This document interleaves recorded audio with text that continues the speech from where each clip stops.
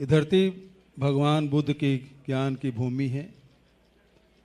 भगवान महावीर और गुरु गोविंद सिंह की जन्मस्थली है। पूरे दुनिया को ज्ञान के प्रकाश देने वाली भूमि नालंदा विश्वविद्यालय, प्रजातंत्र की पाठशाला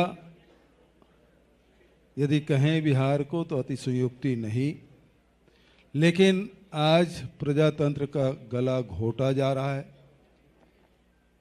जनता के द्वारा चुनी हुई सरकार किस प्रकार से जनता का गला घोट रही है, इसका उदाहरण आप देखें।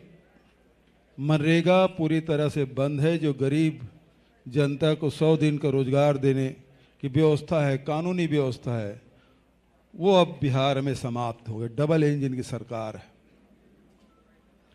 आज किसानों को एमएसपी में कोई भी फसल खरीदी नहीं जा रही है, केवल दिखावा किया जा रहा है और शोषण किया जा रहा है। किसानों को कोई इसका लाभ नहीं मिल पा रहा है। तीसरे तरफ जो उद्योग पहले लगे थे वो अब बंद हो गए। कोई उद्योग आगे लगे नहीं, लोगों को नौकरी नहीं मिल रही है, रोजगार की कोई व्यवस्था नहीं है। तो आर्थिक स्थिति में पूरी तरह से पिछड़ने का कारण ये 20 साल विनाश काल जो एनडीए की सरकार है वो जिम्मेदार है। दूसरे तरफ जितने भी इंडेक्स देखें वो उसमें सबसे निचले पायदान में 17 बड़े राज्यों में देखेंगे, चाहे शिक्षा की स्तर है, स्वास्थ्य की स्तर है, कुपोषण का है, वो सब में निचले पायदान में सरकार है। तो आज स्थिति बहुत भयावह है। जिस प्रकार से आदरणीय गहलोत जी ने बताया कि क्राइम रेट किस प्रकार से बढ़ा है, गुंडा राज किस प्रकार से बढ़ा है, ये पूरे बिहार की जनता देख रही है।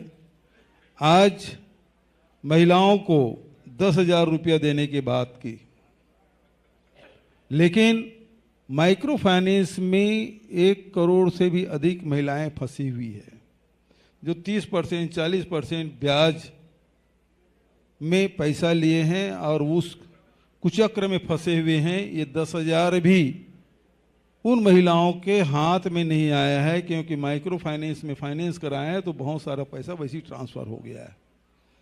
लेकिन ये भी कर्ज है, उसे पटाना पड़ेगा।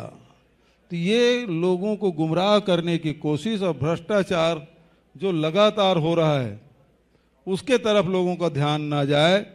ये डबल इंजन नहीं है, ये ट्रबल इंजन है। भारतीय जनता पार्टी पहले 75 साल के लोगों को रिटायर कर देती थी। मोदी जी खुद रिटायर किए बहुत लोगों को, मुरली मनोहर जोशी से लेके बहुत सारे नाम गिनाए जा सकते हैं जिसको रिटायर कर दिया गया। अब वो 75 के हो गए हैं।